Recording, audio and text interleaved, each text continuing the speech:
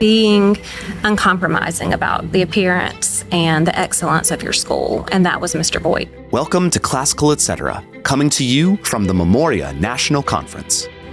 Welcome to another episode of Classical Etc. I am here today in the middle of our national conference in the gym where we have all of our plenary sessions and where we actually eat good food.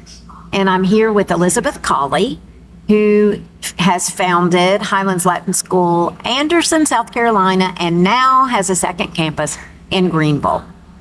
Hi, Elisabeth. Hello. Happy to be here. Well, I'm happy to have you. And I see you brought a stack of books, so you know my first question is going to be, what have you been reading?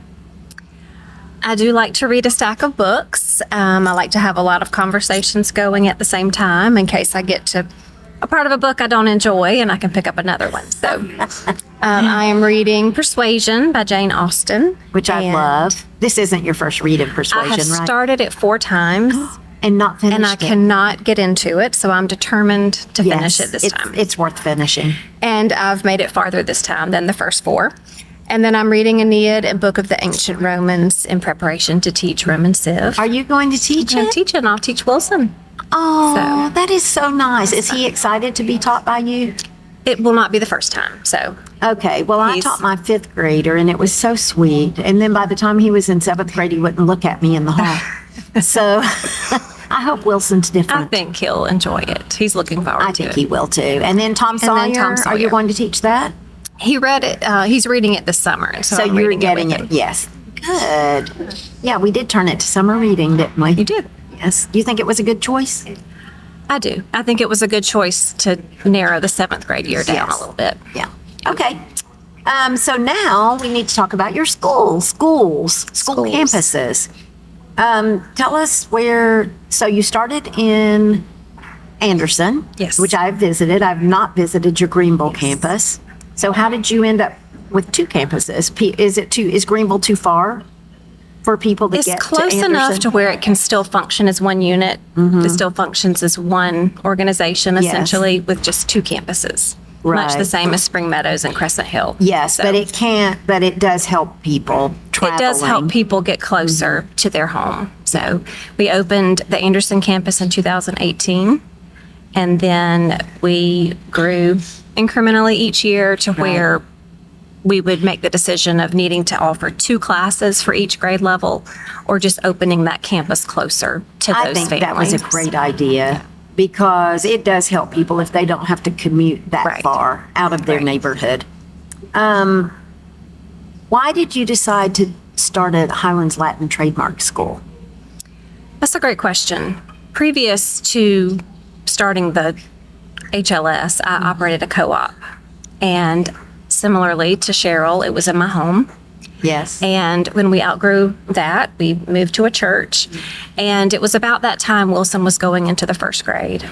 And we realized that parents in a co-op setting tend to teach things the way they want to teach it or what they want to teach. And so the Highlands Latin School gave us a framework to work within. And so it helped us to have a very clear vision of where we wanted to go. And so we converted essentially the co-op into a Highlands Latin School. I think that is a really important point because the Memoria Press curriculum is so connected and, is actually leading somewhere. Right. Because Cheryl did it from the top down. So that framework is important. You can't just decide, I'm going to do this year and this the next, because then your students don't have a consistent education, and it is more awkward. I think that's a great We reason. knew we wanted to use Memoria Press because I was using it in my home school. And so to have a Highlands Latin School and to have the support behind it really helped to reinforce all the values that we've been thrilled with what we've seen in South Carolina. So I'm glad that we've got this partnership. Do you have a particular big goal for this year? We do. This year we are hoping to really emphasize our traditions. And in a broad sense, the traditions that are classical education, to really emphasize why it is we study the Greeks and the Romans and the Hebrews. Yes. But also more narrowly, what are the traditions of a Highlands Latin school? Why do we have an opening school ceremony? Why do we have a closing school ceremony? With the opening of the Greenville campus and really creating unity between those, I think those traditions will help all the families to see what it is we value and what we want to pass on to the next generation. That's great, because really your culture can change on a dime. I mean, it can just go totally downhill. And you really do have to continue to remind your parents, remind your students why they're there and why we're doing what we're doing.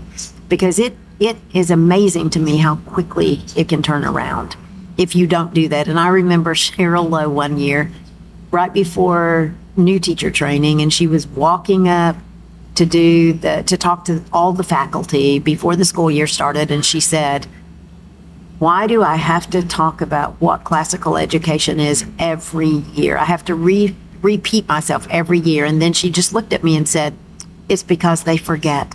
And up she walked and told us what classical education is. So good for you. Do you feel like Memoria Press, the curriculum that you use, the help that you've gotten from us, has helped your school to flourish? I think it's the primary reason that it has flourished is because we have that backing of not only the press as the company, but also all the entities that supports. The curriculum, being able to call and speak with someone on the telephone, the catalog with the articles that can be Right. distributed to our families to show what we value. All these things are a part of passing on that tradition. And are you all 1 day or 2 days? We are 1.5. One and a half So we are days. a full day on Tuesday where all the students, junior kindergarten through 12th grade, come. And then on Thursdays, our grammar and upper school students can return. Right, for especially those more difficult classes. Yes. Yes, which that's what we're doing in our cottage school as well. They go all day Monday and then part of the day on Friday. And that takes care of quite a bit of it. But they're still homeschoolers. Right. They're still home most of the time, which I always liked. Do you have one piece of advice to share with a fellow school director who might be struggling, or even somebody new who may be thinking, can I start a school? Yes, you can start a school. And I would say have a school to imitate. What we did was we came and toured the school, and we went home and we duplicated it. And we had a very clear mission and vision that we knew worked and we knew was replicable.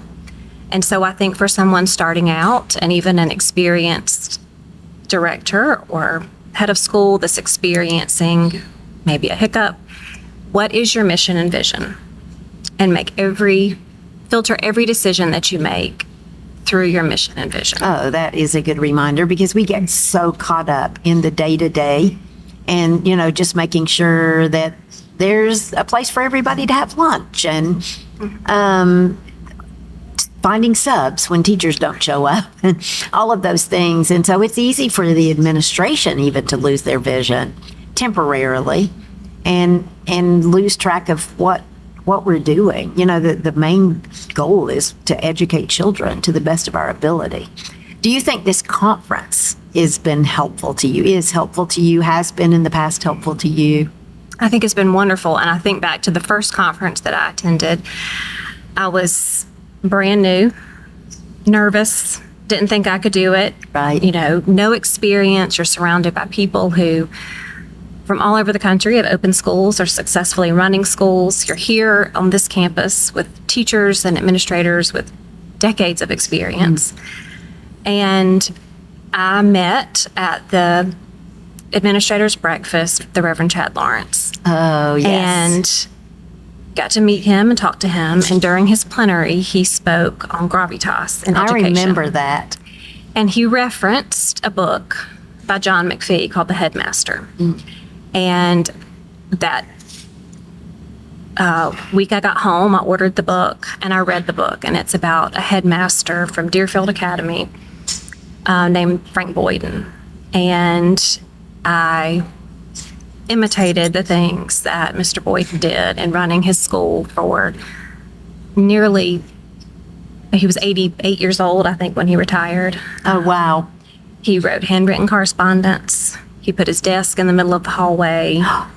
I love that. I have not read that book. It's wonderful. Okay, I'm going to go order it. And so and then I maybe I'll start a school. return to that always of being uncompromising about the appearance and the excellence of your school. And that was Mr. Boyden. And so that conference introduced me to Reverend Lawrence and by default, Frank Boyden. And so I think that the conference puts you with people who you can learn from and imitate.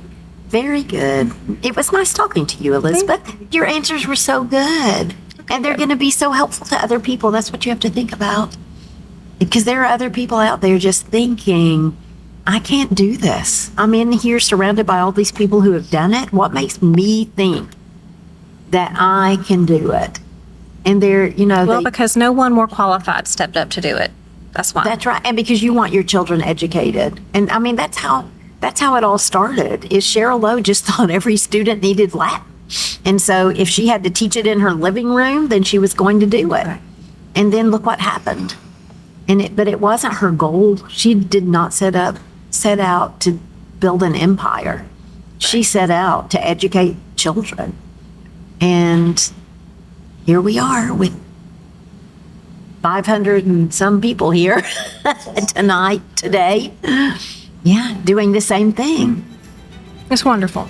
It is wonderful. Elizabeth, thank you so much for joining us. And we will see you next time.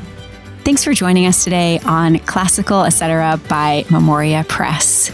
If you like what you heard, please like, subscribe, or share this episode or comment. We love to hear your questions and your comments. If you want to learn more about Memoria Press, please go to memoriapress.com. This has been Classical Etc. We're so glad you joined us, and we'll see you next time.